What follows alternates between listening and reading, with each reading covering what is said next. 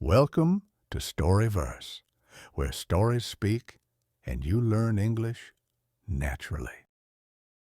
Chapter 1: A Quiet Evening by the Pool.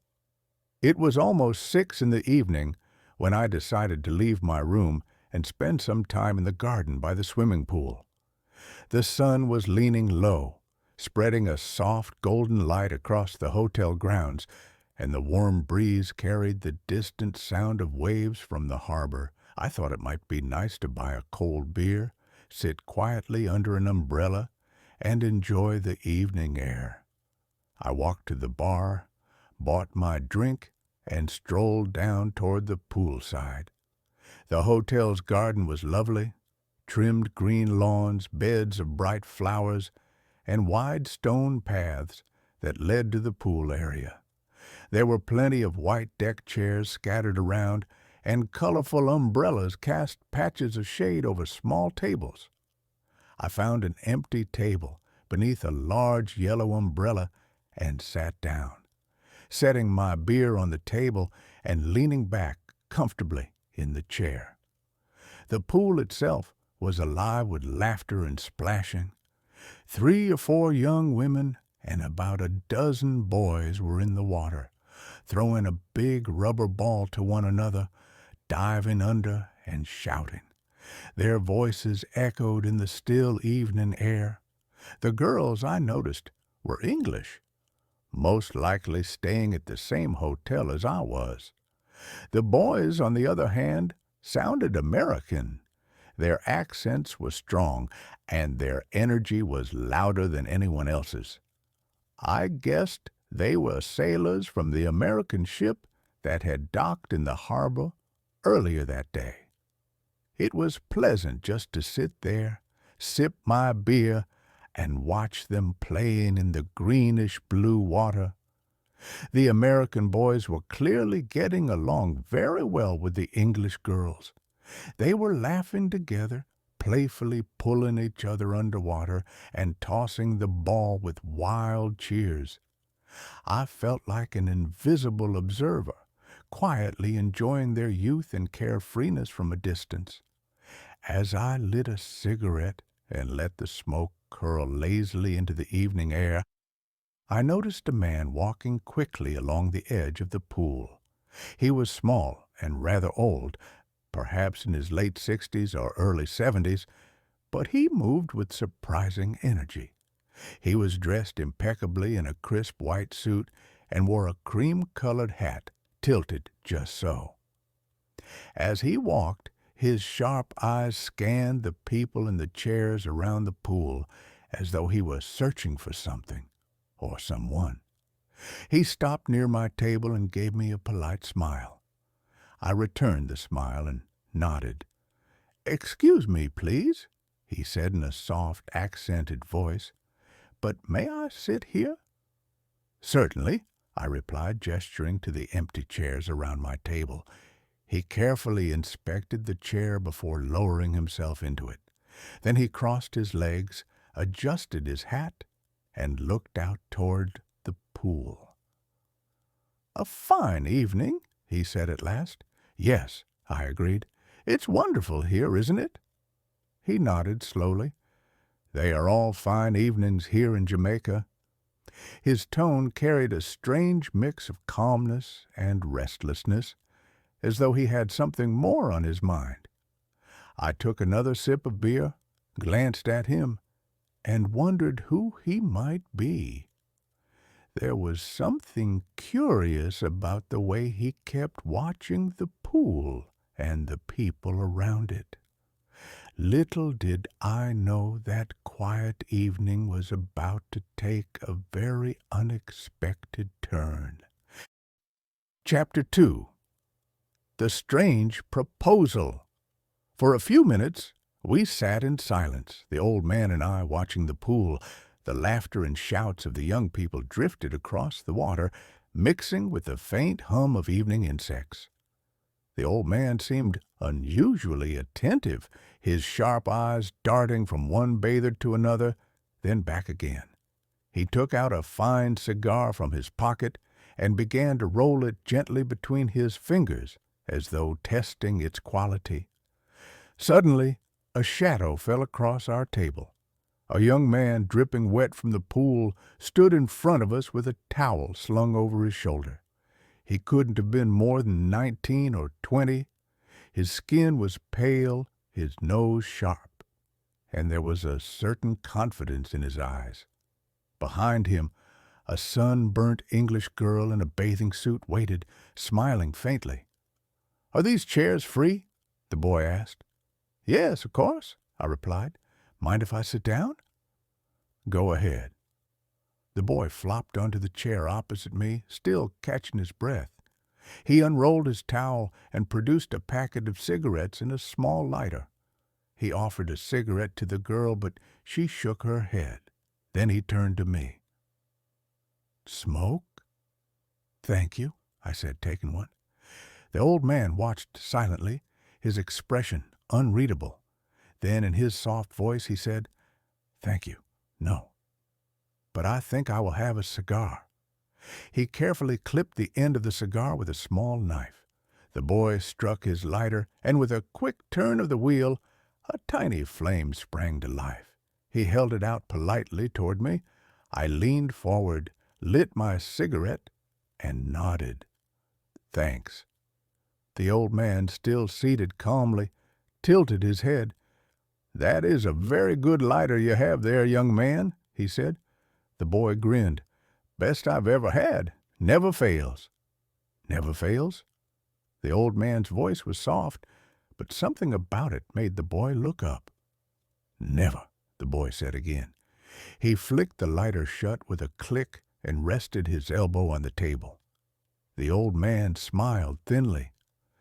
"Interesting. So you are saying that famous lighter of yours will light every single time, yes?" "That's right." The old man turned slightly toward me as if sharing a private amusement, then back to the boy. "And you are sure about this?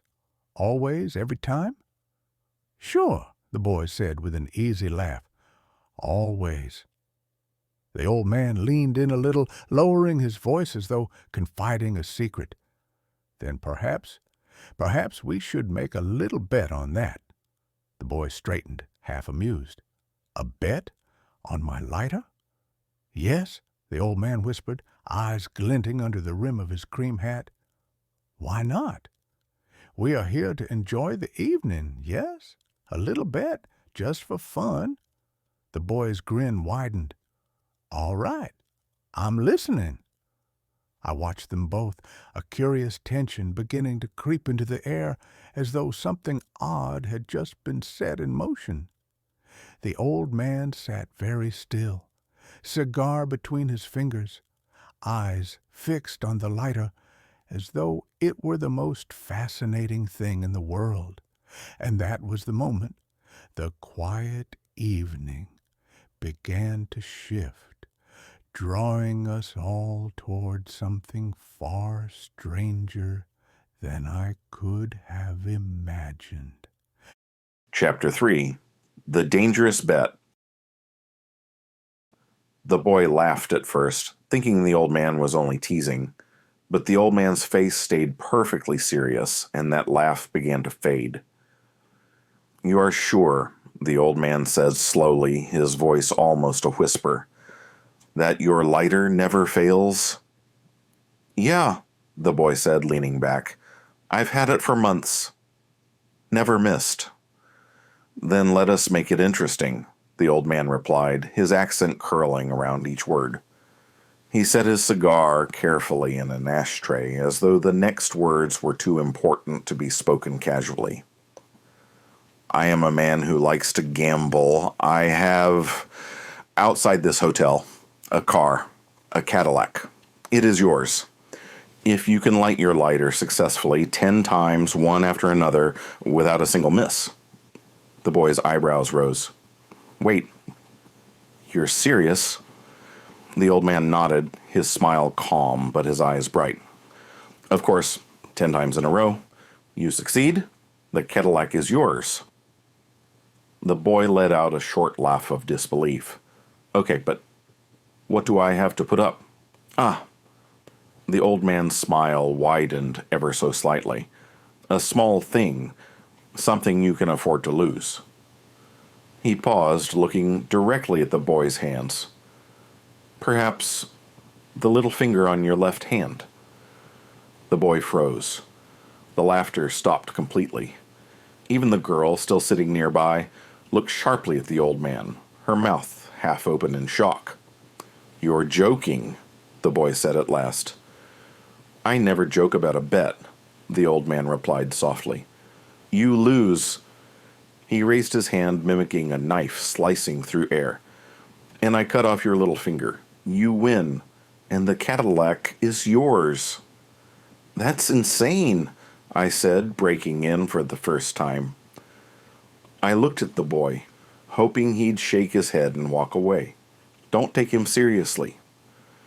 But the boy was still staring at the old man, his sharp young face caught between disbelief and curiosity. "You can't be serious," he muttered. "I am very serious," the old man said. "I am a sporting man. I have done many bets like this. It is nothing, a little finger, and the Cadillac, it is beautiful." The boy rubbed his chin, uncertain, but I could see the idea gnawing at him. He looked at the girl. She shook her head quickly, eyes wide. "Think about it," I said again, trying to sound calm.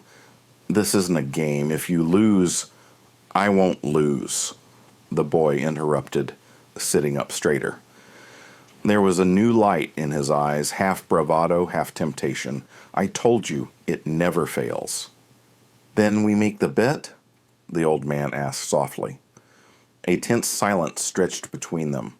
Then, almost recklessly, the boy slapped the table with his palm. "All right, let's do it."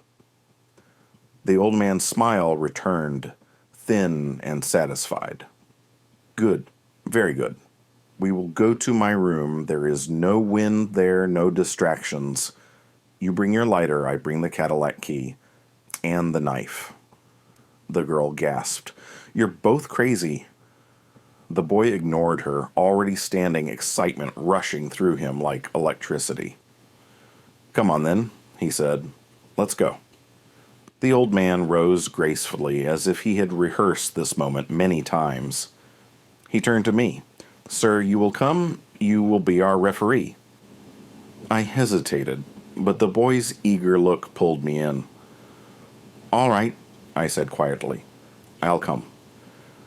And so we all stood, the boy, the old man, the girl, and I, and began walking back through the garden toward the hotel, leaving behind the laughter, the pool, stepping into something far more dangerous than any of us had expected. Chapter 4. Setting the Stage. We followed the old man through the quiet corridors of the hotel. The air smelled faintly of polish and distant sea salt. None of us spoke much on the way up. The only sound was the wet squelch of the boy's feet in his pool sandals. My own stomach was tight, and even the girl kept glancing nervously at him, as if hoping he would change his mind before it was too late. The old man unlocked the door to his room and pushed it open. It was a large, tidy room with 2 neatly made beds and a window that looked over the darkening garden. A woman's dress lay folded across one bed, and the sight of it made me pause. Someone else lived here, or at least stayed here with him. "Sit," the old man said softly, his tone brisk now, businesslike. He moved quickly, opening a small drawer and taking out a hammer, a handful of nails, and a coil of thin string. From another drawer, he drew out something that made my heart lurch. A long, sharp butcher's knife, the blade gleaming under the light. "You can't be serious," I said, stepping forward. "You're really going to—" "Of course," he interrupted, calm as ever. "We prepare properly. It must be fair." The boy didn't back down. He slid into the chair the old man indicated, still grinning, though there was a nervous flicker in his eyes now. The old man dragged the small writing table away from the wall and placed it in the center of the room. Then, with quick practice taps, he hammered 2 nails into the tabletop, leaving just enough of each sticking out to wrap the string around. "Your left hand, please," the old man murmured. The boy hesitated, then extended his left hand, palm down. The old man positioned it carefully between the nails, then began winding the string around his wrist, then around the wide part of his hand, binding it firmly to the table. The boy flexed his fingers experimentally. He could still move them, but his hand was fixed in place. "Now," the old man said, his soft voice almost cheerful, "make a fist except for the little finger. Leave that one out." The boy complied. His little finger lay exposed on the table, vulnerable. The old man tested the bindings one last time, then stepped back and picked up the knife. He held it loosely, casually, but the blade caught the light like liquid silver. The room had gone utterly silent. Even the girl wasn't breathing loudly anymore. "All ready?" the old man asked. "Ready," the boy said, though his voice was tighter now. The old man looked at me. "You will count?" I swallowed. "Yes." The boy flicked open his lighter, turned the wheel, and click, a steady yellow flame appeared. "1," I said quietly. He closed the lighter, waited a moment, opened it again. Click, another flame. 2, 3, 4. The boy's thumb moved smoothly, confidently, though a faint sweat had broken on his forehead. 5, 6. The old man's knife hovered just inches above the little finger, his eyes unblinking. 7. My own voice trembled. 8, I said as the flame appeared again. And then the door burst open. A sharp cry split the air. A small woman with black hair and fierce eyes stormed into the room, speaking rapidly in another language. She rushed at the old man, snatching the knife from his hand before anyone could react. "Carlos!" she shouted, shaking him by the shoulders. "Carlos!" The spell was broken. The tension shattered. The boy stared, stunned, his lighter still in hand, while I let out the breath I'd been holding, my heart pounding against my ribs. Chapter 5. The Shocking Truth. The little black-haired woman still had the knife clutched tightly in her hand as she shoved the old man backward onto the bed. He looked suddenly small and frail sitting there, his white suit rumpled, his hat askew. He muttered something in a trembling voice, but she cut him off sharply in a rush of furious words that none of us could understand. Then she turned to us. Her face softened, but her dark eyes were wet with shame. I am so sorry," she said in careful accented English. "You must forgive him. Please."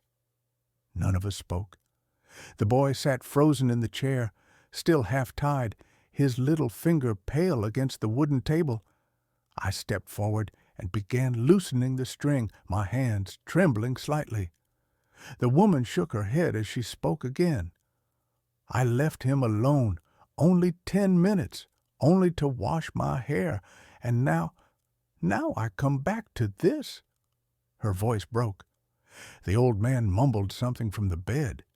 She snapped at him again, a rapid burst of scolding that made him look down at his shoes like a guilty child. "You must understand," she said, turning back to us. "He is not, well, in the place we come from, he has done this many times." She hesitated, looking directly at the boy now. 47 fingers, she whispered as if confessing a terrible sin. 47 from different people, and he has lost 11 cars. The boy blinked. 11? What? 11 cars, she said, her voice rising. Always the same thing. A bet, a lighter, a coin, anything. He bets, he takes fingers, he loses cars, and now he does it again. The room was very still, except for the sound of the hammer slipping from the table to the carpet with a dull thud. I could feel the back of my neck prickling.